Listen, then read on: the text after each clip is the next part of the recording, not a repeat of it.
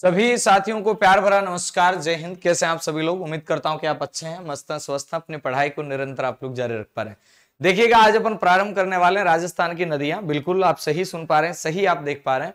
राजस्थान के नदियों के बारे में पढ़ने वाले हैं, राजस्थान के अफवाह तंत्र के बारे में पढ़ने वाले हैं। सीधी बात, नो बकवास, करंट की क्लास नहीं, ज्योग्राफी की क्लास। आइएगा, अपन करते हैं क्रेश कोर्स अपना चल रहा है, आपको पता है। और इसी क्रेश कोर्स की श्रृंखला में आज अपन राजस्थान के अफवाह तंत्र को, राजस्थान के नदियों को पढ़ने वाले हैं। तो आइएगा, प्रारंभ करते हैं राजस्थान की नदियों को पढ़ना। नंबर 1 पे बात आती है सबसे पहली बात कि अपवाह किसे कहते हैं। आप कहेंगे सर, किसी भी जल राशि का एक निश्चित ढाल और दिशा में प्रवाहित होना क्या कहलाता है? अपवाह कहलाता है। यानी कोई भी जल राशि को निश्चित ढाल और निश्चित दिशा में बहे तो उसे आप क्या कहेंगे? अपवाह कहेंगे। बात आती है अपवाह तंत्र की। किसी भी अपवाह है जल राशि या नदियों के साथ जब उसकी सहायक नदियां मिल जाए तो उस तंत्र को अपवाह तंत्र कहते हैं। जैसे कि ये मुख्य नदी जा रही है और इसमें सहायक नदियां आके मिल जाएं तो इसको क्या कहेंगे? आप अपवाह तंत्र कहेंगे। आगे जैसे ही बात आती है तो फिर आपका बन जाता है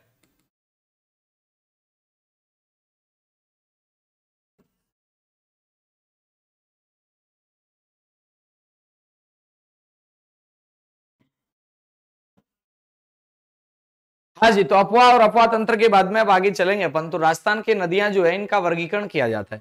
आप कहेंगे सर, वर्गीकरण किस आधार पर किया जाता है? वर्गीकरण या तो किया जा सकता है उद्गम के आधार पर या किया जा सकता है समापन के आधार पर। यानी वर्गीकरण दो ही तरीकों से हो सकता है। या तो वर्गीकरण हो सकता है उद्गम के आधार पर या हो सकता है समापन के आधार पर। लेकिन उससे पहले एक बात और आती है यहाँ पे, जल विभाजक या जल संभर किसे कहते हैं? जल विभाजक या जल संभर का मतलब है कि ऊंचा उठा वो भाग जो दो भागों की जल राशि को विभाजित करने का काम करता है, उसे आप क्या कहते हैं? जल विभाजक या जल संभर के नाम से जानते हैं। अगर मैं बात करूं कि राजस्थान के अंदर एक ग्रेट वाटर डिवाइडिंग जिसे कहा जाता है, एक महान जल विभाजक का रूप जिसे दिया जाता है, अब वो कौन है? तो आपका उत्तर बनेगा महान जल विभाजक की संज्ञा ये दी जाती है किसे? अरावली को। जबकि यहां पे बात आ रही है, एक छोटा और आता है, भोराट का पठार भी आता है। दक्षिणी राजस्थान का वह पर्वत स्कंद जो अरब सागर और बंगाल की खाड़ी के मानसून और नदी तंत्र को बांट देता है, तो आपका उत्तर आ जाएगा भोराट का पठार। वैसे अरावली जो है ये भी आपका क्या करती है? ये महान जल विभाजक रेखा का काम करती है। इसके बाद जैसे ही फिर आगे बढ़ते हैं अपन तो आती है अरावली महान जल विभाजक रेखा है। अरावली कैसे है महान जल विभाजक रेखा? आप इस बात को समझिएगा। यानी अरावली के पूर्वी साइड में आप देखते हैं कि वर्षा क्या आप कहेंगे ज्यादा है, अरावली के पश्चिमी भाग में वर्षा क्या कम है। इधर कौन कौन सी नदियां आती हैं? गंगा नदी, ब्रह्मपुत्र नदी, यमुना, चंबल, बनास। इधर बात करते हैं तो आपका लूनी, साबरमती, पश्चिम बनास। कहने का मतलब भारत के अंदर अरावली, राजस्थान में तो ही है, साथ में भारत के अंदर अरावली एक महान जल विभाजक रेखा का काम करती है। प्रश्न यूं आ सकता है अपने आगे, फिर क्या हो क्या रहा है समझ ही नहीं आ रही बात। समस्या है नहीं तो बार बार क्या ही करें? समस्या क्या आ रही भाई तेरे? सॉरी भाई, देखिएगा अब टेक्निकल प्रॉब्लम आ जाती है कई बार, तो क्या ही करें इनका तो है। कुछ चीजें अपने हाथ में नहीं होती हैं, कुछ चीजें अपने हाथ में होती हैं।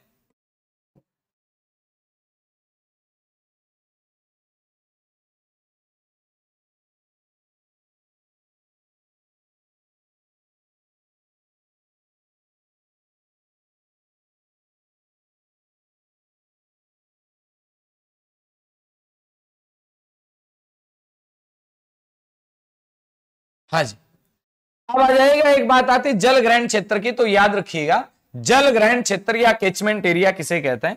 यानी नदी और उसकी सहायक नदियों के द्वारा जो आपका जल ग्रहण किया जाता है जिस एरिया से, उसे कहा जाता है जल ग्रहण क्षेत्र या कैचमेंट एरिया।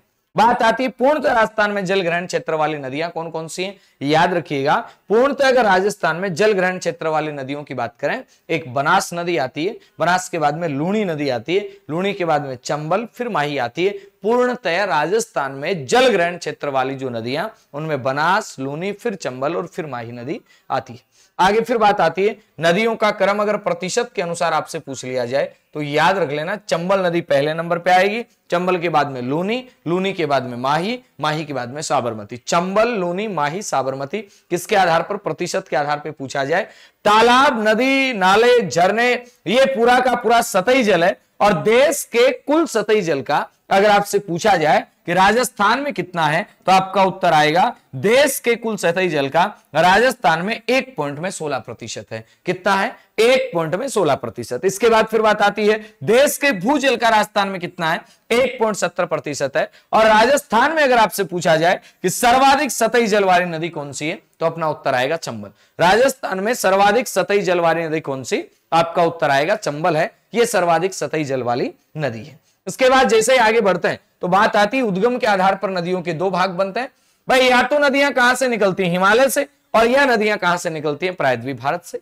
याद रखिएगा राजस्थान की एकमात्र नदी जो हिमालय से निकल कर आती है या हिमालय क्षेत्र से निकल के आती है वो कौन सी? घग्गर है। बाकी राजस्थान की कोई भी नदी हिमालय क्षेत्र से निकल के नहीं आती।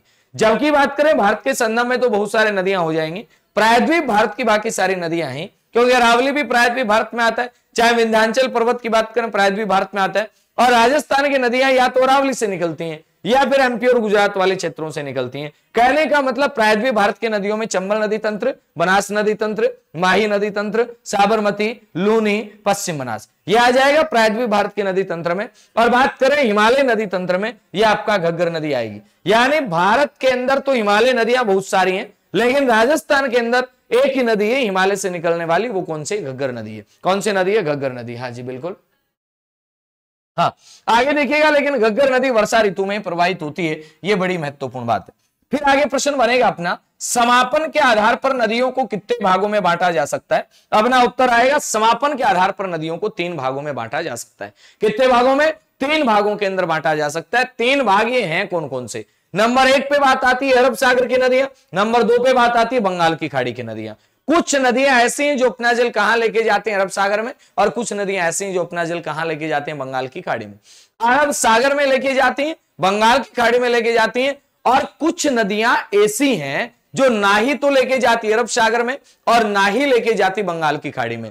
अब वो अंत अपवाह की नदियां हैं, वो अंतर्वर्ती नदियां हैं, वो आंतरिक अपवाह की नदियां हैं। यानी ना ही तो जाती अरब सागर में, ना ही जाती बंगाल की खाड़ी में। बात आई अरब सागर वाली नदियां कितनी? ये लगभग 17% भाग को कवर करती हैं। बंगाल की खाड़ी वाली नदियां ये लगभग 23% भाग को कवर करती हैं। अब यहां अपन क्या करेंगे, कई दफा अपन यूं सोचते हैं कि ज्यादा अपवाह तो आपका बंगाल की खाड़ी का होगा, अरब सागर का होगा। ध्यान दे लेना मेरी बात, ज्यादा अपवाह किसका है? आंतरिक अपवाह का है। भाई आंतरिक अपवाह अपन क्या करते हैं, कुछ बात इसको बता देते हैं, कुछ बात इसको बता देते हैं, लेकिन कुछ बातें नहीं, बहुत कुछ बातें अंदर रख लेते हैं। यानी याद रखिएगा, इधर बताई 17, इधर बताई 23, इधर बताई 17, इधर बताई 23। याद रखिएगा इधर कितनी 23 है, इधर कितनी 17 है। और जो अंदर रख ली, अंदर वाली बातों का तो ठाठ ही होता है, ठाठ ही होता है। परसेंट पूछे तो 60 ही होता है, 60 ही होता है। आंतरिक अपवाह का 60 है सबसे ज्यादा, बस ये बात आप ध्यान में रख लेना। इसके बाद जैसे ही आप आगे चलेंगे, अब आती है राजस्थान की प्रमुख नदियों में। अब अरब सागर का नदी तंत्र पढ़ें, और बात जब अरब सागर के नदी तंत्र की आएगी तो याद रखिएगा यहां पे आपको एक ही फॉर्मूला याद कर लेना है कि मां सोजा सापलू। क्या याद करना है? मां सोजा सापलू। सीधी सीधी बात याद कर लेना कि मां सोजा सापलू। मां सोजा साप को तो मैं देख लूं, माही सोम जाखम, माही सोम जाखम, माही सोम जाखम, साबरमती, पश्चिम बनास और लूनी। मां सोजा सापलू, माही सोम, माही सोम, फिर जाखम, फिर साबरमती, फिर पश्चिम बनास और बाद में लूनी। ये कौन सी नदियां हैं? ये वो नदियां हैं जो अरब सागर में जा रही हैं। सर इनके अलावा भी तो अरे आएंगे, इनके अलावा वो उनकी सहायक नदियों के अंदर पढ़ेंगे अपन, ना कि सीधा डायरेक्ट पढ़ लेंगे। तो याद रखिएगा माही सोम जाखम और साबरमती, पश्चिम बनास और लूनी। सबसे पहले अपन बात करते हैं माही नदी की। याद रखिएगा सीधा सीधा माही नदी का उद्गम कहां से होता है? अमरोरू नाम की पहाड़ी जो एमपी के अंदर है, मेहद झील से माही नदी निकलती है।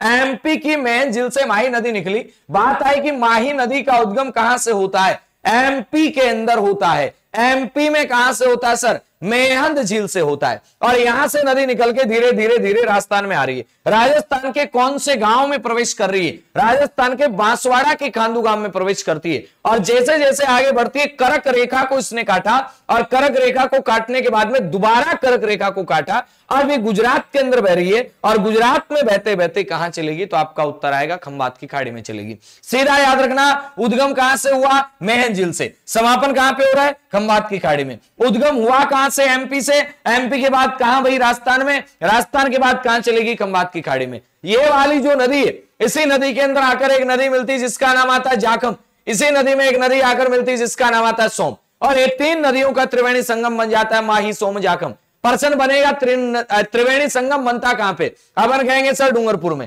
और डूंगरपुर में जब ये त्रिवेणी संगम बनता है कहां पे?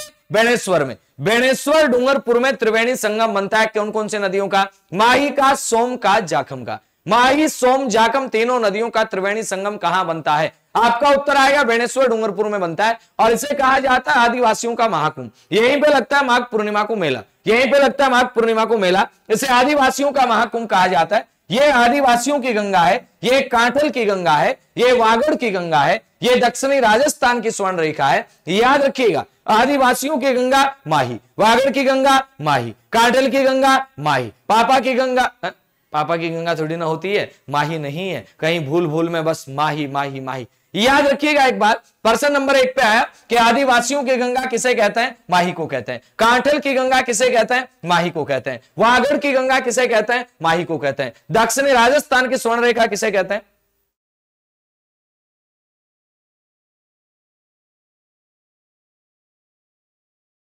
हिंदी की क्लास ऑनलाइन है मतलब?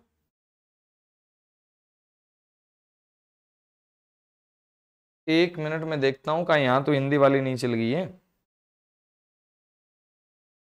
हाँ जी, अब देखिएगा जैसे ही आगे चलेंगे अपन तो अपने पास बात आएगी, ये इसके उपनामों से प्रश्न बनेंगे। ध्यान दीजिएगा, मैंने क्या कहा कि वागड़ की गंगा माही, आदिवासियों की गंगा माही, कांठल की गंगा माही, दक्षिण राजस्थान की स्वर्ण रेखा माही। प्रश्न बना उल्टे भी आकार में बहने वाली नदी माही, दक्षिण से प्रवेश और दक्षिण से निकलने वाली नदी माही, कर्क रेखा को 2 बार काटने वाली नदी कौन सी? तो भी आपका उत्तर आएगा माही नदी है। प्रश्न फिर बनेगा माही नदी के उपनामों से, बोलिएगा फटाफट फटाफट कि वागड़ की गंगा माही को कहते हैं, कांठल की गंगा माही को कहते हैं, आदिवासियों की गंगा माही को कहते हैं, दक्षिणी राजस्थान की स्वर्ण रेखा माही को कहते हैं, उल्टे वी आकार में बहने वाली नदी माही को कहते हैं, दक्षिण दिशा से प्रवेश और दक्षिण से निकलने वाली नदी माही को कहते हैं, कर्क रेखा को 2 बार काटने वाली नदी माही को कहते हैं। याद रखिएगा, कर्क रेखा को 2 बार काटने वाली यह विश्व की एकमात्र नदी है। अगर मैं बात करूं कि मकर रेखा को 2 बार काटती है तो कौन सी? ये आपका मुर्रे डार्लिंग नदी ऑस्ट्रेलिया में आती है। मकर रेखा को 2 बार काटने वाली लिम्पोपो नदी अफ्रीका में आती है, और भूमध्य रेखा को 2 बार काटने वाली कांगो या जायरे नदी आ जाती है। जैसे ही आगे बढ़ेंगे प्रश्न फिर बना कि माही नदी का उद्गम कहां से होता है? आप कहेंगे एमपी के अंदर महज झील से होता है। समापन की बात है खंबात की खाड़ी में। राजस्थान में प्रवेश कहां से होता है? खांदू गांव से। बात आई कि ये कितने राज्यों में बहती? 3 में। एमपी से निकले राजस्थान में भी, गुजरात में जाने के बाद अरब सागर में चलेगी। कुल लंबाई कितनी? 576। राजस्थान में लंबाई कितनी? 171। इसका जो बेसिन है, इसका जो मैदान बांसवाड़ा और प्रतापगढ़ के बीच में, इसे क्या कहते हैं? 56 का मैदान इसको कहते हैं। अब फिर बात है 56 के मैदान के बाद में इसके ऊपर बांध कौन कौन से बने? याद रखिएगा, एक बांध बना कागदी पिकअप बांध। सीधा सीधा प्रश्न बन रहा है कि कागदी पिकअप बांध कहां बना हुआ? बांसवाड़ा में। कागदी पिकअप बांध के बाद में याद रखिएगा माही बजाज सागर बांध कहां पे बना हुआ? बांसवाड़ा में। ये दोनों ही बांध बांसवाड़ा में, जबकि बात आती है कड़ाना बांध कहां पे बना हुआ? गुजरात के अंदर बना। माही बजाज सागर परियोजना ये कितने राज्यों की परियोजना है? 2 राज्यों की परियोजना है। एक आपका राजस्थान है, दूसरा गुजरात है। अनुपात दोनों का 45-55 का है। लेकिन वेरी वेरी इंपॉर्टेंट प्रश्न ये बन जाता है कि जितनी भी बिजली बनेगी 100% वो कौन लेगा? राजस्थान। अब आप कहेंगे बिजली कितनी बनती है? 140 मेगावाट। ये भी याद रख लेना जरूरी, क्योंकि ऊर्जा भी अपने टॉपिक है। 140 मेगावाट बनती है, 45 मेगावाट की 2 इकाइयां, 25 मेगावाट की 2 इकाइयां। याद रखेंगे माही नदी पे कितने बांध है? 3 बांध है। कौन कौन से 3 बांध है? नंबर 1 पे बांध आता आपका कागदी पिकअप, नंबर 2 पे बात आता माही बजाज सागर, नंबर 3 पे आता कड़ाना बांध। कड़ाना बांध कहां पे? गुजरात में। माही बजाज सागर कहां पे? बांसवाड़ा में। याद रखिएगा सीधा सीधा माही बजाज सागर परियोजना कितने राज्यों की? 2 की है, राजस्थान और गुजरात की है। इसके अंदर 100% बिजली राजस्थान को मिलेगी, और वैसे अनुपात कितना? 45:55 का है। 45:55 का याद रखेंगे इतना। आगे फिर चलते हैं अपन, तो नेक्स्ट अपनी बात क्या आती है सुनिएगा। नेक्स्ट बात आती है माही की सहायक नदियों की। सहायक नदियों में अभी आपको क्या बताया मैंने? ये माही नदी है। माही नदी का उद्गम हुआ, फिर चली। इसकी प्रथम जो सहायक नदी आती है वो कौन सी आती? ईरू नदी आती है। ईरू इसकी सहायक है, चाप है, लाखन है। ईरू है, चाप है, लाखन है, भादर है, मोरेन है, जाखम है, सोम है। ये सारी किसकी सहायक नदियां? माही की। माही नदी की सहायक नदियां हैं या नहीं है? तो याद रखिएगा, वैसे तो बहुत सारे आपको किताबों में अंट संट भरी हुई मिल जाएंगी, लेकिन अपने को यहाँ पे सिलेक्टेड मैटर पढ़ना है, क्योंकि अपने पास इतना टाइम है नहीं कि अपन बहुत सारा ग्रंथ पढ़े और ज्ञानी बन जाए। ध्यान देना मेरी बात। माही नदी की सहायक नदियों में कौन कौन सी नदियां? सोम, जाखम, ईरू, चापर। सोम, जाखम, ईरू, चाप, लाखन, भादर, मोरे, ननास, एरावूर, हरण। ये किसकी सहायक नदी है? माही की। सोम है, जाखम है, ईरू है, चाप है, चाप के बाद में लाखन है, भादर है, मोरेन है। याद रखिएगा, माही की सहायक नदियां कौन सी? सोम है, जाखम है। ये तो सर याद होगी। सोम जाखम के अलावा बात करते हैं, ईरू है, चाप है, लाखन है, भादर है, मोरेन है, अनास है, एराव है। ये किसकी सहायक नदी है? तो आपका उत्तर आएगा माही नदी की। एमपी से निकलकर दक्षिण से मिलने वाली जो सहायक नदी है अनास है। अनास की बात आ रही है, बनास की बात नहीं आ रही। अनास किसकी सहायक है? माही की, जबकि बनास किसकी सहायक है? चंबल की। याद रखिएगा, माही, सोम, जाखम, माही, सोम, जाखम, ईरू, चाप, लाखन, भादर, मोरेन, अनास, एरावोर, आपका कौन सा? हरण। ये किसकी सहायक नदियां? ये माही की सहायक नदी है। गलियाकोट किसके सहारे बसा हुआ है? तो आप कहेंगे सर माही नदी के किनारे ही बसा हुआ है। चलें आगे, चलते हैं।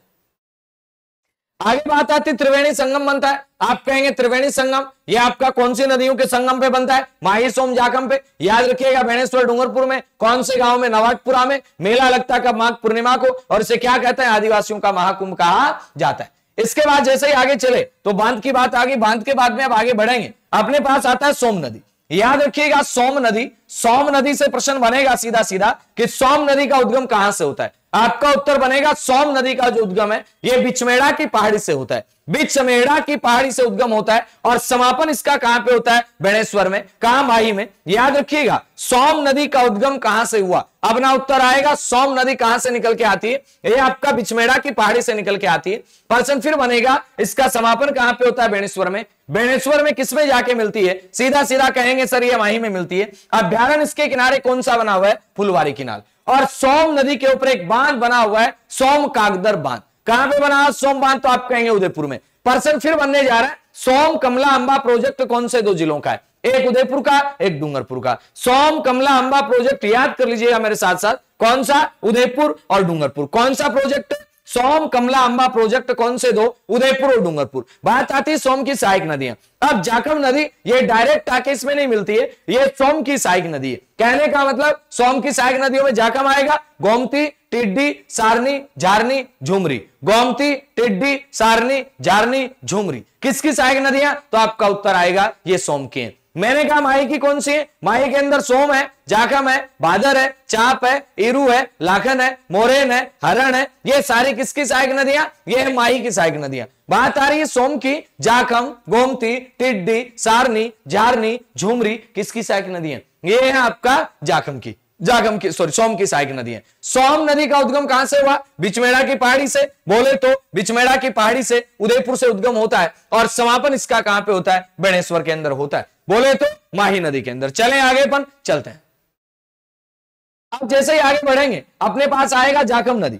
जाखम नदी का उद्गम कहां से होता है? अपना उत्तर आएगा जाखम जो नदी है इसका उद्गम कहां से होता है? यह भंवर माता की पहाड़ी से निकल के आती है। अब आप कहेंगे सर भंवर माता प्रतापगढ़ की पहाड़ी से निकल के आती है। भंवर माता की पहाड़ी कहां पे? प्रतापगढ़ में। और यहां से निकलने के बाद में इसके ऊपर एक बांध बना जिसका नाम आता है जाखम बांध। जाखम बांध कहां पे बना? प्रतापगढ़ में बना। कितने मीटर ऊंचा? 81 मीटर ऊंचा है। 81 का उल्टा सर 18 भी आता है। 18 मीटर ऊंचा क्या है? यह राजस्थान का सबसे ऊंचा जलप्रपात है जिसका नाम आता है चुलिया जलप्रपात। याद रखिएगा, भंवर माता की पहाड़ी से कौन सी नदी निकलती है? अपना उत्तर आएगा जाखम। जाखम नदी पर कौन सा बांध बना हुआ है? जाखम बांध। जाखम बांध जो बना हुआ है ये कहां पे बना? प्रतापगढ़ में। कितने मीटर ऊंचा? 81 मीटर ऊंचा। राजस्थान का सबसे ऊंचा बांध है। आगे फिर बात आती है जाखम नदी पे एक अभ्यारण्य अभी सोम पे पढ़ के आए थे। कौन सा अभ्यारण्य था? सोम के ऊपर एक अभ्यारण्य था जिसका नाम था कौन सा? फुलवारी की नाल अभ्यारण्य। यहां पे कौन सा अभ्यारण्य आएगा? सीता माता अभ्यारण्य आएगा। बात आती है भंवर माता की पहाड़ी से नदी निकलती है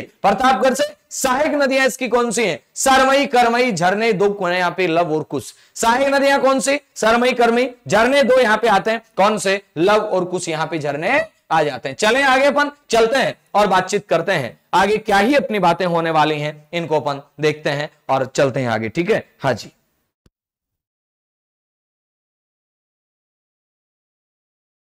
हाँ जी, तो ये आगे अपने राजस्थान के अंदर जाखम नदी का उद्गम कहां से होता है? आप कहेंगे सर भंवर माता की पहाड़ी से होता है। इसके बाद चलें आगे चलते हैं। अब देखिएगा नेक्स्ट बात आएगी अपने और कौन सी नदी है? अरब सागर के नदी तंत्र में अपन ने माही को पढ़ा, सोम को पढ़ा, जाखम को पढ़ा। अब अपन साबरमती को पढ़ने वाले हैं, पश्चिम बनास को पढ़ने वाले हैं, लूनी को पढ़ने वाले हैं। बात आती है साबरमती नदी की, याद रखिएगा। सीधा सीधा सा एक प्रश्न बनता है कि साबरमती नदी का उद्गम कहां से होता है? गोगुंदा की पहाड़ी से होता है। साबरमती नदी का उद्गम कहां से? गोगुंदा की पहाड़ी से होता है। यह है कहां पे? झाड़ोल, उदयपुर के अंदर। साबरमती नदी यहां से निकलती है, निकलती है, निकलती है, निकलती है। जैसे ये नदी आगे आती है, आगे आती है, आती है भाई साहब, चली जाती खंबात की खाड़ी में। साबरमती नदी का उद्गम कहां से हुआ? आप कहेंगे गोगुंदा की पहाड़ी से। चली कहां पे गई? तो आप सीधा कहेंगे सर खंबात की खाड़ी में। अब ये कच्छ के रन में नहीं गई। कच्छ के रन में दो नदियां जाएंगी, एक पश्चिम बनास जाएगी, एक लूनी जाएगी। याद कर लेना ये कौन सी है? साबरमती नदी। कहां से निकली? गोगुंदा की पहाड़ी से। कहां चलेगी? तो आप कहेंगे खंबात की खाड़ी में। इसी नदी के अंदर एक नदी आती है जिसका नाम आता है वाकल। वाकल नदी में मिलती है कौन सी? मानसी। और ये बन जाती है मानसी वाकल। क्या बन जाती है? मानसी वाकल। प्रश्न बनता है मानसी वाकल बांध कहां पे बना हुआ? उदयपुर में बना। मानसी वाकल प्रोजेक्ट कहां का है? तो आपका उत्तर आएगा उदयपुर का है। मानसी वाकल बांध कहां पे? उदयपुर में। मानसी वाकल प्रोजेक्ट कहां का बना हो? तो आपका उत्तर आएगा उदयपुर में।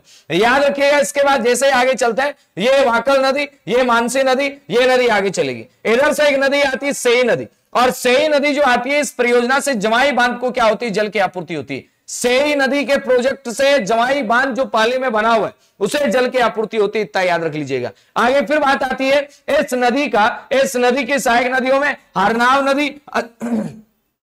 हरनाव नदी और हथमती नदी। हरनाव नदी और हथमती नदी ये किसकी सहायक नदी है? आपका उत्तर बनेगा सर ये हरनाव नदी। और हथमती जो नदी है ये आपका किसकी? अपने साबरमती नदी की सहायक नदी है। साबरमती नदी के बारे में एक विशेष प्रश्न बनता है। ऐसी नदी जिसका उद्गम तो राजस्थान से होता है, लेकिन जिसका महत्व है गुजरात के लिए। उद्गम कहां से होता है? राजस्थान से। और महत्व इसका किसके लिए? तो अपना उत्तर आएगा गुजरात के लिए। उद्गम कहां से हो रहा है? राजस्थान से। महत्व किसके लिए? तो अपना उत्तर आएगा गुजरात के लिए इसका महत्व है। उद्गम हुआ कहां से?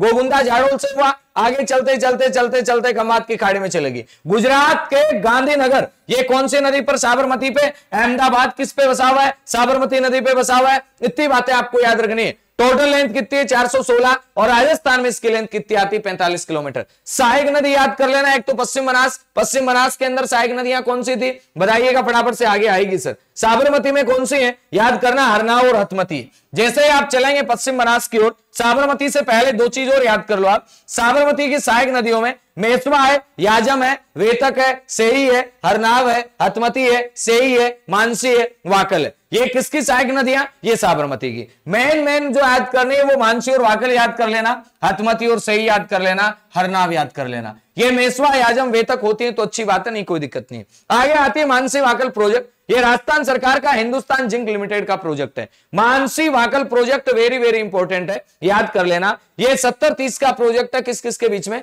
ये राजस्थान सरकार और हिंदुस्तान जिंक लिमिटेड के बीच का प्रोजेक्ट है। उदयपुर शहर को पेयजल की आपूर्ति के लिए प्रोजेक्ट बनाया गया। प्रोजेक्ट का नाम क्या? तो अपना उत्तर आएगा मानसी वाकल प्रोजेक्ट है। उदयपुर शहर को पेयजल आपूर्ति के लिए बनाया गया। राजस्थान की सबसे लंबी सुरंग कौन सी? तो आप कहेंगे सर ये 11.5 किलोमीटर। ये क्या करती है? याद रखिएगा, सीधा सीधा कोटड़ा तालाब, नंदेश्वर जल चैनल और लास्ट में झीलों तक, जैसे कि पिछोला झील तक जल पहुंचता है। सेई परियोजना पाली के जवाई बांध को भी क्या करती है? तो आपका उत्तर आएगा सर ये पाली के जवाई बांध को भी जलापूर्ति करती है। सीधा सीधा याद रखिएगा, सेई प्रोजेक्ट है, ये पाली के जवाई बांध को क्या करती है? अपना उत्तर आएगा ये पाली के जवाई बांध को जलापूर्ति करती है। जबकि उदयपुर शहर को पेयजल आपूर्ति के लिए कौन सी? अपना उत्तर आएगा उदयपुर शहर को पेयजल की आपूर्ति के लिए जो सुरंग बनाएगी वो सुरंग आपकी है जो आपका कोटड़ा तालाब, फिर नंदेश्वर जल चैनल और फिर आपका पिछोला झील वगैरह में पानी पहुंचा देती है। आगे फिर बात आएगी नेक्स्ट अपनी पश्चिम बनास नदी। पश्चिम बनास नदी से क्या प्रश्न बनेगा अपना? पश्चिम बनास का उद्गम कहां से होता है? सिरोही से होता है। पश्चिम बनास नदी का उद्गम नया सनवारा की पहाड़ियां कहां पे? सिरोही में। और जाति कहां पे? कच्छ के रन में। जाति कहां पे? कच्छ के रन में। नया सनवारा की पहाड़ी सिरोही से निकलती है। जाति कहां पे? आप कहेंगे कच्छ के रन में जाती है। इसकी सहायक नदियों में याद रखना सीपू फर्स्ट, सीपू सेकंड। लेकिन सीपू भूलो, सुकली। सुकली किसकी सहायक नदी है? पश्चिम बनास की। और सुकली पर कौन सा बांध बना? बांकली। सुकली पर कौन सा? सुकड़ी नहीं है, ये आ जाए तो ध्यान देना, सुकड़ी नहीं है, ये सुकली है। सुकली है, याद रखना सुकली। ये सुकड़ी नहीं है, मैं भी गलत बोल गया, सुकड़ी पर बांकली बांध बना हुआ है, सुकड़ी पर बांकली बांध बना। ये तो कौन सी है? सुकली है। सुकली नदी किसकी सहायक नदी है? वो दिमाग में वो बैठी हुई है फिक्स है, सुकड़ी पे बांकली, सुकड़ी पे बांकली, याद रखिएगा। ये कौन सी? तो आपका उत्तर आएगा सुकड़ी। सुकड़ी नहीं है, सुकड़ी तो आप लूनी नदी की सहायक नदियों में पढ़ेंगे। ये सुकली नदी है जिसे सीपू फर्स्ट और सीपू सेकंड के मिलने से बनती है। फिर बात आएगी आगे कि गुजरात का ढीसा शहर और राजस्थान का माउंट आबू शहर ये कौन सी नदियों पे बसे हुए? अपना सीधा उत्तर आएगा सर पश्चिम बनास पे बसे हैं। पश्चिम बनास को क्या कहा जाता है सर? पश्चिम बनास को छोटी बनास के नाम से भी जानते हैं। पश्चिम बनास को किस नाम से? छोटी बनास के नाम से भी जानते हैं। निकलती कहां से? नया सनवारा की पहाड़ी से। इसकी सहायक नदी कौन सी? सुकली। सिलोरा गांव से निकलती है। सेलवाड़ा परियोजना सिरोही के अंदर ये आपका इसी नदी पर है। चलें आगे चलते हैं।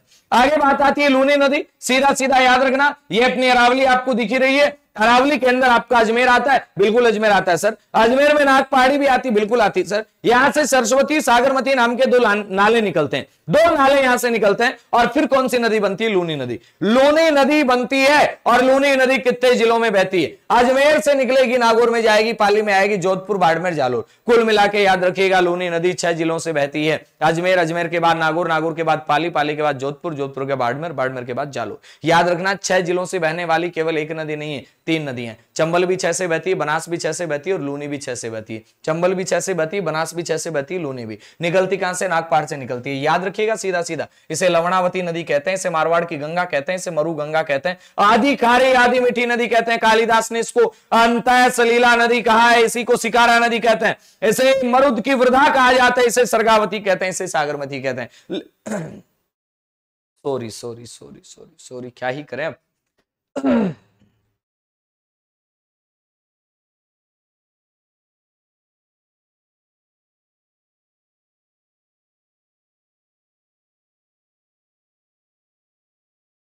याद रखिएगा कुल लंबाई कितनी आती है? 495 किलोमीटर आती है। राजस्थान में अगर लंबाई पूछी जाए 330 किलोमीटर है। मृदा कैसी? इसके अंदर कांप मृदा है। मेन जो बात याद रखनी है, ये 6 पहाड़ियों से, 6 जिलों से निकलती है। कौन कौन से हैं 6 जिले? अजमेर है, नागौर है, पाली है, जोधपुर है, बाड़मेर है, जालोर है। याद रखिएगा लवणावती नदी इसी का नाम आता है। मारवाड़ की गंगा इसी को कहते हैं। मरु गंगा के नाम से इसे जानते हैं। आदि खारी आदि मीठी नदी के नाम से इसे जानते हैं। कालिदास ने अंतः सलीला इस नदी को कहा है। सिकरा नदी सिकारा नदी से कहते हैं।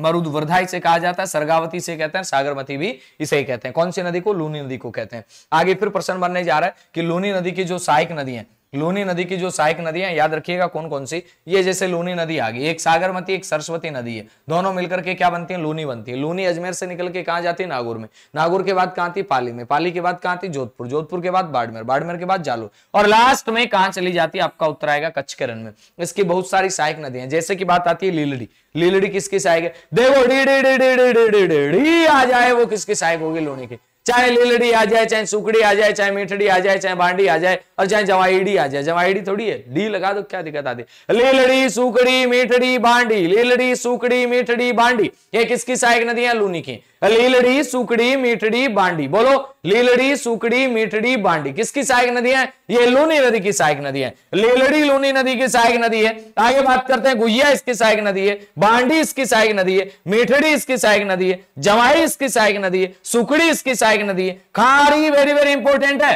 राजस्थान में 3 नदियां खारी खारी आती हैं, इसलिए प्रश्न आ जाए सीधा खारी नदी का संबंध किससे? ये कोई अनिश्चित है, किसी से नहीं है। आप व्यक्ति को व्यक्तिगत अगर दे दिया जाए, बिजराल की पहाड़ियों से निकलने वाली खाड़ी का संबंध किससे? भाई साहब वो बनास नदी तंत्र में आएगी, इसका मतलब बंगाल की खाड़ी में जाती है। यहां जो खारी नदी है ये किसकी है? ये आपका लूनी के। तो खारी से ऐसा कोई प्रश्न आएगा नहीं, बता देता हूं। खारी लूनी के सहायक नदी तंत्र में भी आती है और खारी आपका अरब सागर में भी आ रही है, खारी बंगाल की खाड़ी में आएगी, खारी आंतरिक में भी आती है। प्रश्न फिर बनेगा सागी, याद कर लेना, सागी सागी सागर में।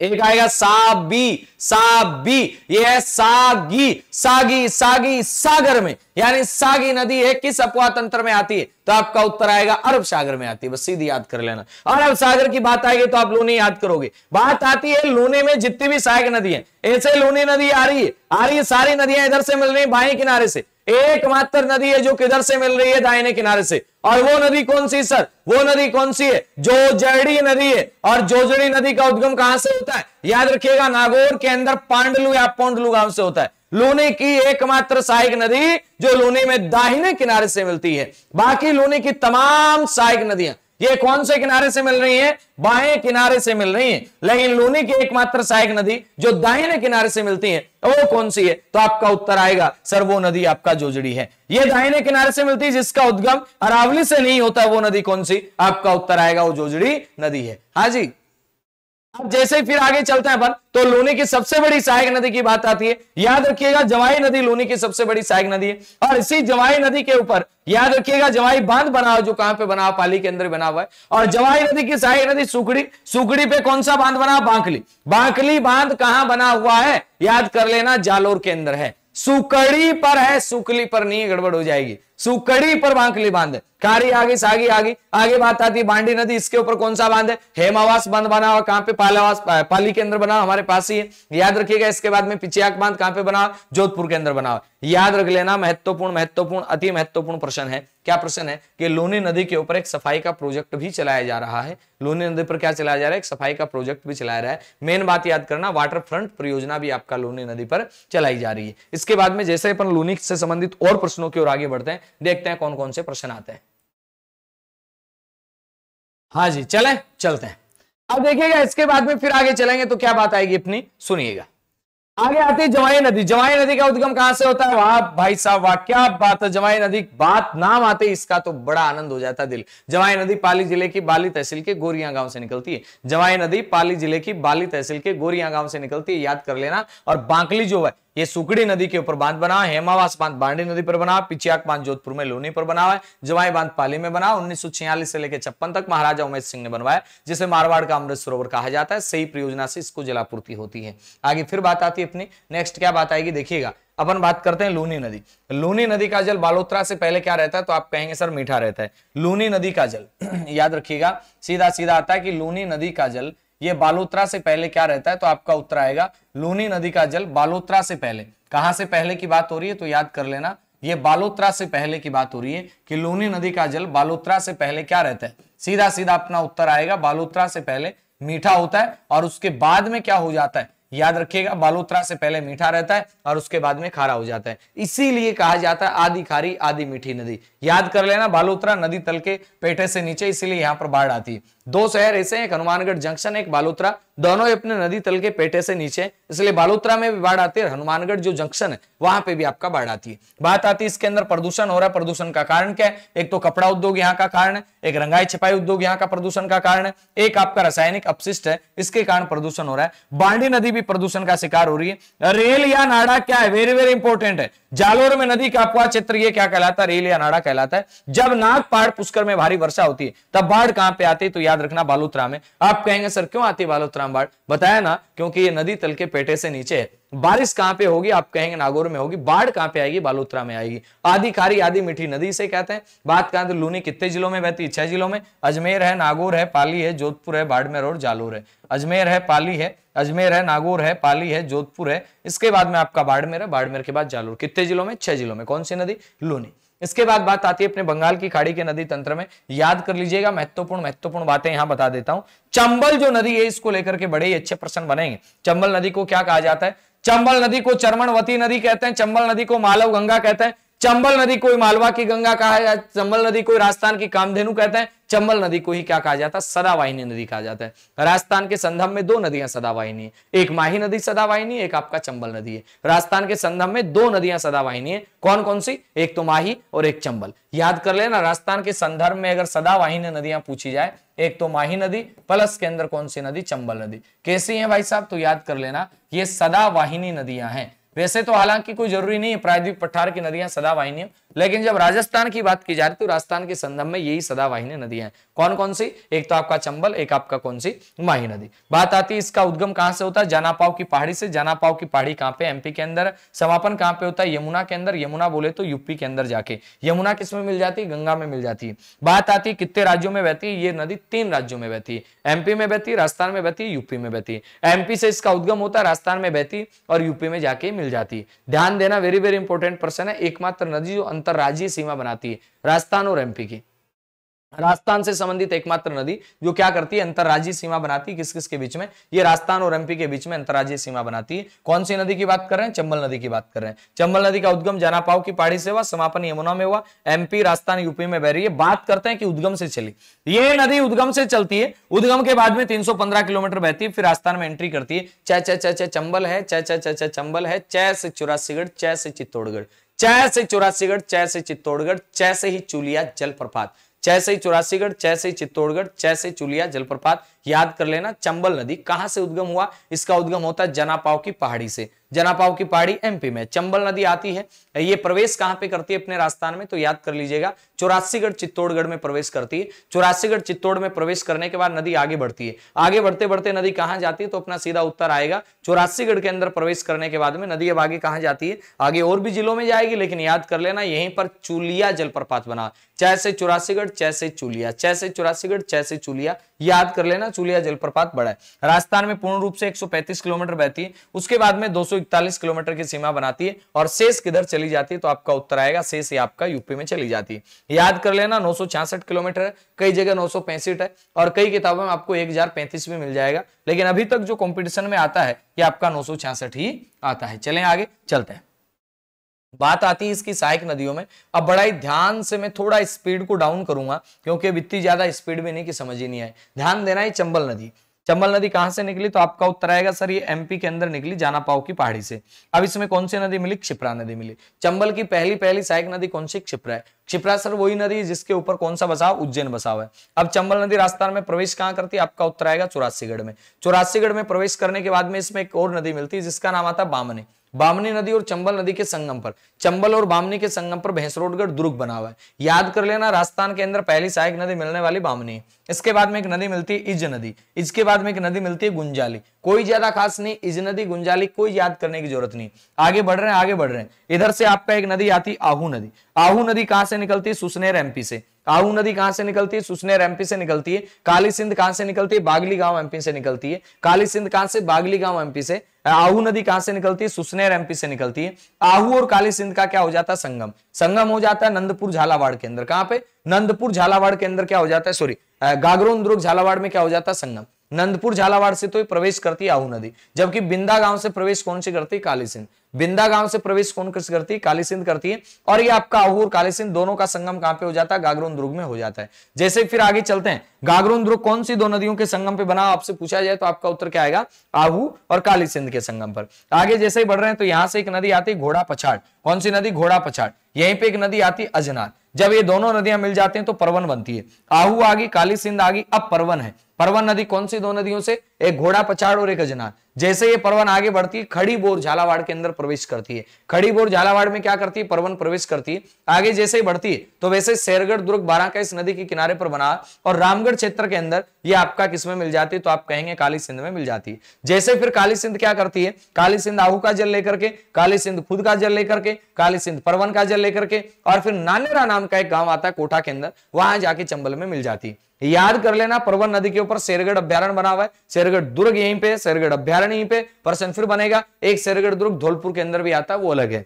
बात आती है कि परवन नदी मालवा के एमपी के पठार से निकली, एमपी के मालवा पठार से। बात आती है काली सिंध, ये आपका बागली गांव से निकलती है। बात आती है आहू नदी, ये सुसनेर से निकलती है। आगे फिर बात आती है पार्वती जो नदी, ये सीहोर एमपी। पार्वती नदी याद रखिएगा, सीहोर एमपी। पार्वती नदी याद रखना, सीहोर एमपी। पार्वती नदी सीहोर एमपी, ये करियाट बारां में प्रवेश करती है, और आगे चल करके पालिया गांव सवाईमाधोपुर में आता है, वहां किसमें मिल जाती है? तो अपना उत्तर आएगा वहां पे जाके आपका किसमें मिल जाएगी? चंबल में। याद रखिएगा, मोटा मोटी नदियों में सीधा सीधा पार्वती ऐसी नदी है जो दक्षिण से मिलने वाली अंतिम सहायक है। पार्वती ऐसी नदी है जो दक्षिण से मिलने वाली अंतिम सहायक नदी है, याद कर लेना। अब उत्तर से मिलने वाली सहायक नदियों में आएगा। पहले अपन यहाँ पे बात करते हैं, ये जो नदी आप देख पा रहे हैं कुराल या मेज नदी, इसके अंदर आपका मांगली नदी मिल जाती, और ये नदी किसमें मिल जाती है? तो आपका उत्तर आएगा ये नदी चंबल में मिलती है। चंबल में एक नदी और आके मिलती है बनास नदी। बनास नदी के ऊपर जैसे ही आप मिलेगी बनास नदी, बनास है, चंबल है, सीप है, और यहाँ पे एक त्रिवेणी संगम बन जाता है। त्रिवेणी संगम का नाम आता है रामेश्वरम। ध्यान देना, त्रिवेणी संगम बनास नदी पर 3 बनते हैं।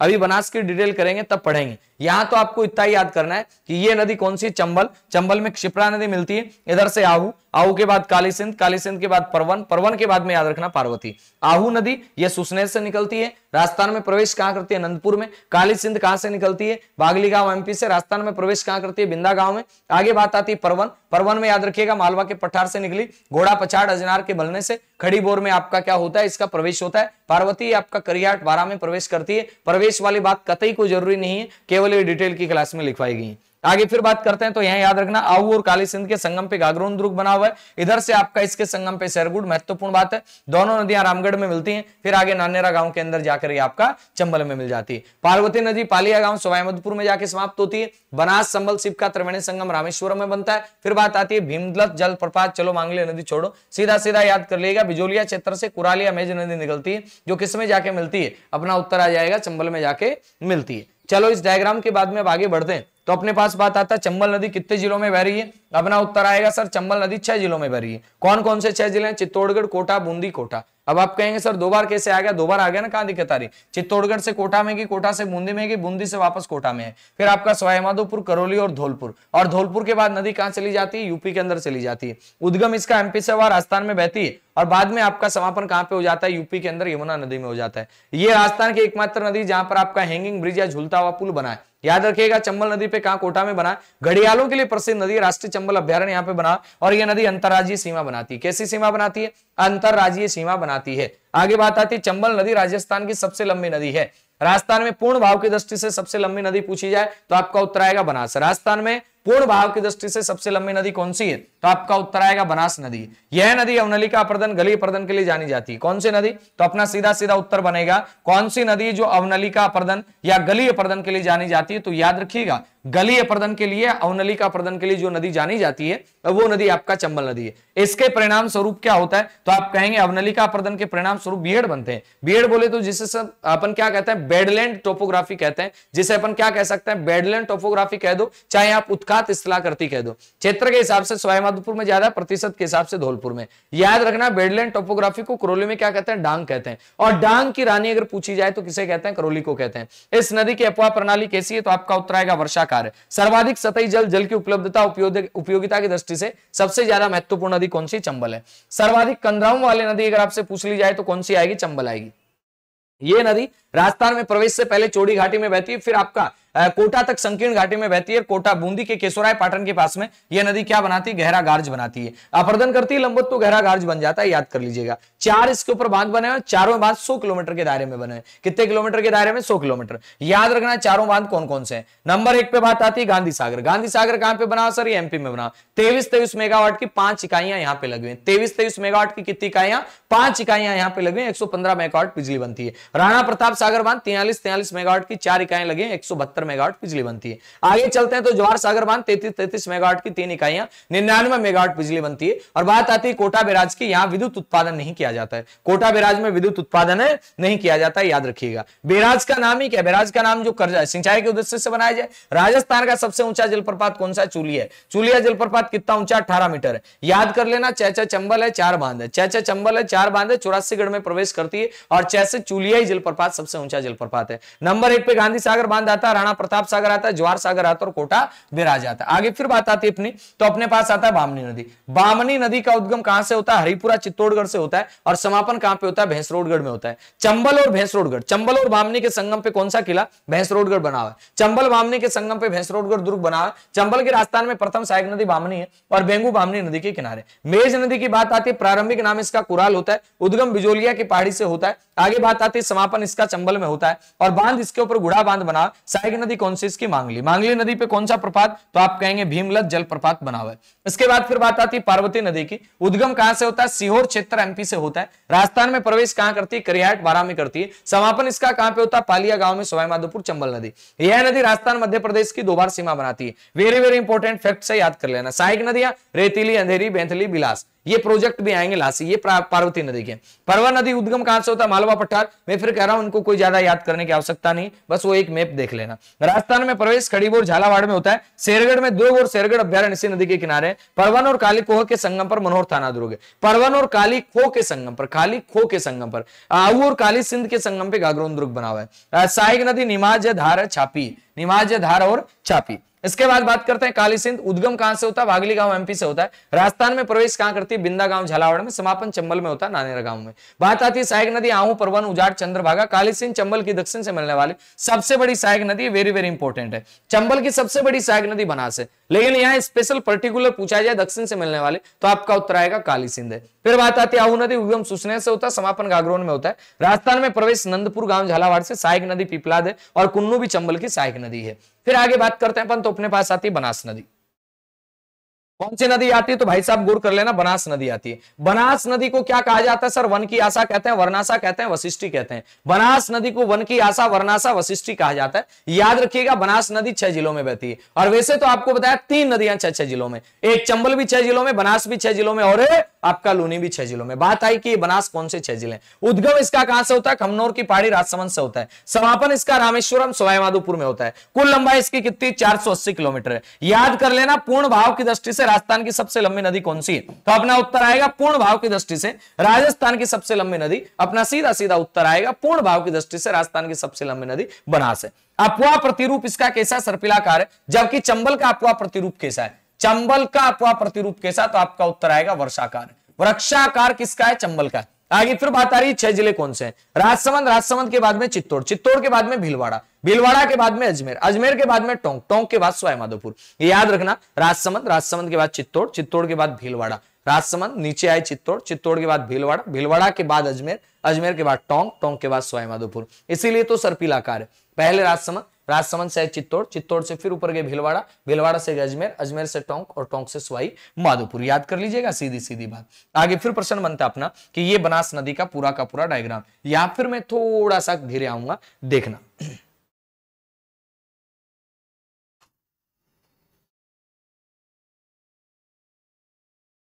हाँ जी, अब देखिएगा, यहां पे ध्यान से देखना इस डायग्राम को पूरे को। नंबर 1 पे बात आती है कि ये बनास नदी है। बनास नदी का उद्गम कहां से होता है? खमनोर की पहाड़ी, राजसमंद से होता है। राजसमंद से नदी आ रही है, धीरे धीरे आते आते चित्तौड़ में आई।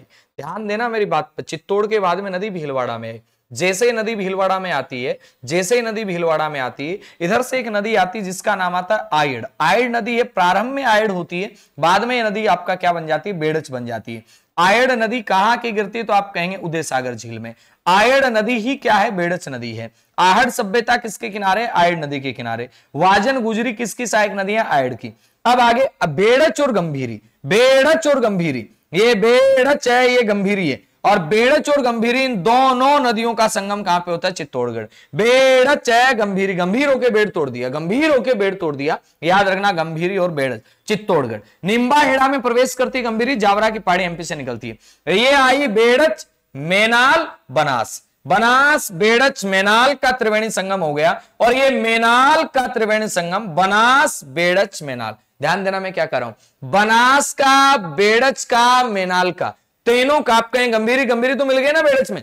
बनास का, बेड़च का, मेनाल का त्रिवेणी संगम हो गया बिंगोद भीलवाड़ा में। कहां पे हो गया? बिंगोद भीलवाड़ा में। अब नदी भीलवाड़ा से आगे चल रही है, भीलवाड़ा से जैसे ही आगे जा रही है, आगे जा रही है। अब यहां एक नदी आती है कोठारी।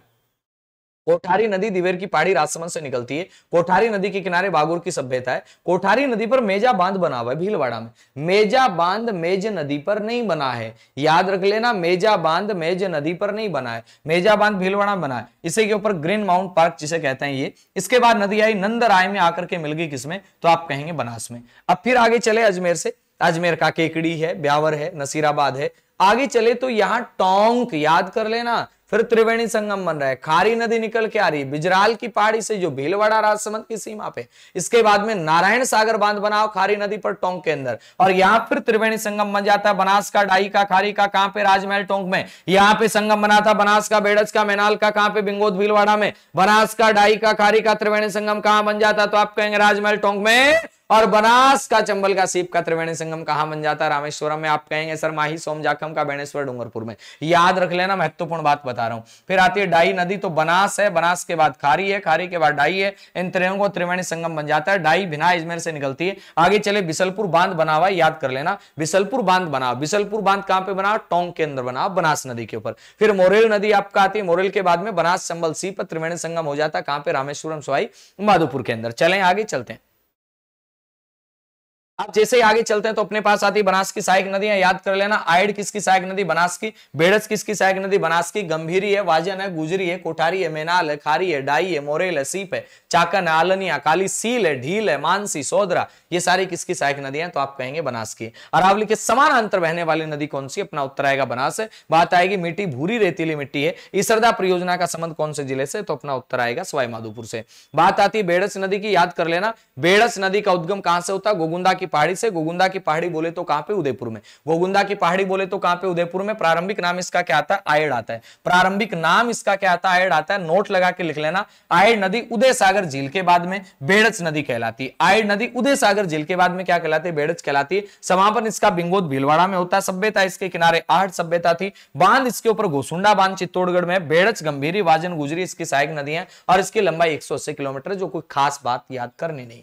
आगे फिर बात आती है बाणगंगा नदी। बाणगंगा से याद कर लेना, जिसे अर्जुन की गंगा कहते हैं। बाणगंगा को क्या कहते हैं? अर्जुन की गंगा कहते हैं। बाणगंगा को अर्जुन की गंगा, रुंडित नदी, महाभारत कालीन नदी कहते हैं। और 2013 में इसे अंतःपुआ की नदी घोषित कर दिया गया। रुंडित नदी कहते हैं। वेरी वेरी इंपॉर्टेंट प्रश्न है। इसे क्या कहा जाता है? महाभारत कालीन नदी कहा जाता है। इसे अर्जुन की गंगा कहा जाता है, याद कर लेना। बेराट की पहाड़ियों से निकलती ताला नदी इसे कहते हैं। जमुआ रामगढ़ जयपुर के अंदर इसके ऊपर क्या बना हुआ है? आप कहेंगे बांध बना। फिर माधव सागर बांध कहां पे बना? आप कहेंगे दौसा में बना। अजान बांध कहां पे बना? भरतपुर में, जिससे केवला देव को क्या होती है? जलापूर्ति होती है। याद कर लेना, जमुआ रामगढ़ जयपुर के अंदर, माधव सागर दौसा के अंदर। बात आती है, सॉरी 1 मिनट के लिए, बात आती है आपका किसकी?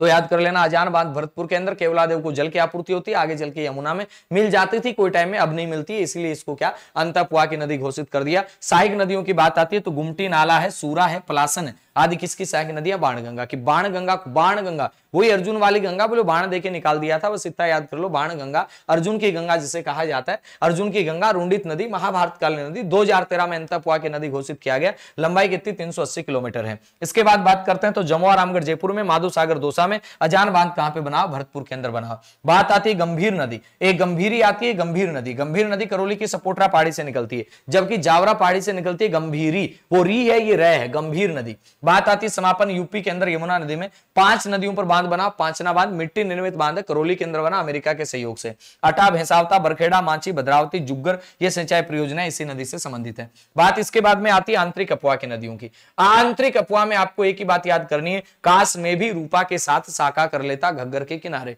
काश में भी रूपा के साथ, काश में भी रूपा के साथ में क्या कर लेता? साका कर लेता। कहां कर लेता? तो आप कहेंगे घग्गर के किनारे। अब रूपा कौन है? आप खोजते रहो। कहां बोले तो कांतली है, कहां बोले तो कांतली है, कहां बोले तो कांतली है, याद करना। मैं बोले तो मेंथा है, रूपा रूपनगढ़ है, साबी है, कांकने है और घग्गर है। याद कर लेना, कास कास कास कास कास कास करते रह जाओगे भाई। आंतरिक मन में बहुत सारी बातें रह जाती हैं जहां आप कास कास करते ही रह जाते हैं। बात आती है घग्गर नदी की। याद कर लेना, सीधी सीधी सरल भाषा के अंदर, सीधी बात, नो बकवास। याद कर लेना, महत्वपूर्ण बातें एक भी नहीं छूटेंगी। बात आती है शिवालिक की पहाड़ी हिमाचल प्रदेश से निकलती है। जैसे हिमाचल प्रदेश से नदी निकल के आती है, इसके ऊपर आपका पंजाब के अंदर थोड़ा सा भाई बनवाली सभ्यता हरियाणा में बसी हुई है। ओटू झील कहां पे? तो आप कहेंगे हरियाणा के अंदर है। बनवाली सभ्यता हरियाणा में, ओटू झील हरियाणा में। अब राजस्थान के टिब्बी हनुमानगढ़ में प्रवेश करती है और इसी के किनारे पर यहां पर तलवाड़ा झील बसी हुई है, जो राजस्थान की नीची झीलों में आती है। बात आती है तलवाड़ा झील के बाद में भटनेर का किनारा। भटनेर दुर्ग जो है आपका किसके किनारे? आप कहेंगे घग्गर के किनारे। इसके बाद एक सभ्यता आती है कालीबंगा सभ्यता हनुमानगढ़ में, पीलीबंगा सभ्यता हनुमानगढ़ में, रंगमहल सभ्यता हनुमानगढ़ में। ये घग्गर नदी के किनारे हैं। जैसे ही आगे चले तो आपका सूरतगढ़ गंगानगर का घग्गर के किनारे बसा हुआ, अनूपगढ़ गंगानगर का घग्गर के किनारे, और बरोड़ नाम का सभ्यता स्थल ये भी आपका घग्गर के किनारे। और लास्ट में बिंजोर से ये निकल जाती है किधर? पाकिस्तान में। पाकिस्तान के कहां तक जाती है? फोर्ट अब्बास तक जाती है। याद कर लेना, अपने यहां पे इसके क्षेत्र को नाली कहते हैं। पाकिस्तान में खाते बकरा, परवाह क्षेत्र कहलाता हकरा। पाकिस्तान में खाते बकरा, परवाह क्षेत्र कहलाता हकरा। याद कर लेना, निकलती कहां से, शिवालिक की पहाड़ियों से निकलती फोर्ट अब्बास तक जाती है ये नदी। इस नदी के किनारे पर मैंने बताया O2 झील बनी हुई, टिब्बी, हनुमानगढ़ झील, तलवाड़ा, कालीबंगा, पीलीबंगा, रंग महल, सूरतगढ़, अनूपगढ़, बरौर और बिंजोर में चलेगी लास्ट में। याद कर लेना, आगे इसके उपनामों से प्रश्न आ सकता है। घाघर नदी को क्या कहा जाता है? सरस्वती नदी कहते हैं। घाघर नदी को सरस्वती नदी कहते हैं, द्वेस्वती नदी कहते हैं, मृत नदी कहते हैं, नट नदी कहते हैं, इसे राजस्थान का शोक कहा जाता है, इसे ही चौतांग नदी कहते हैं, इसे सोतर नदी कहते हैं, वैदिक नदी कहते हैं, अंतरराष्ट्रीय नदी कहते हैं। याद कर लेना, इसे क्या कहा जाता है? तो आप कहेंगे सरस्वती नदी। इसे क्या कहते हैं? द्वेस्वती नदी। इसे मृत नदी कहते हैं, इसे नट नदी कहते हैं, राजस्थान का शोक कहते हैं, चौतांग नदी कहते हैं, सोतर नदी कहते हैं, वैदिक नदी कहते हैं, अंतरराष्ट्रीय नदी के नाम से इसे जाना जाता है। घाघर का जो बेसिन है 2 जिलों में फैला हुआ है। एक जिला कौन सा? हनुमानगढ़, दूसरा जिला गंगानगर। अनाज का कटोरा इसे कहते हैं, धन का कटोरा, धान का कटोरा कहते हैं। बग्गी बोले तो इसका मैदानी क्षेत्र, इसको ब्रह्मवृत के नाम से जानते हैं। कुल लंबाई 495, राजस्थान में लंबाई 100 किलोमीटर है।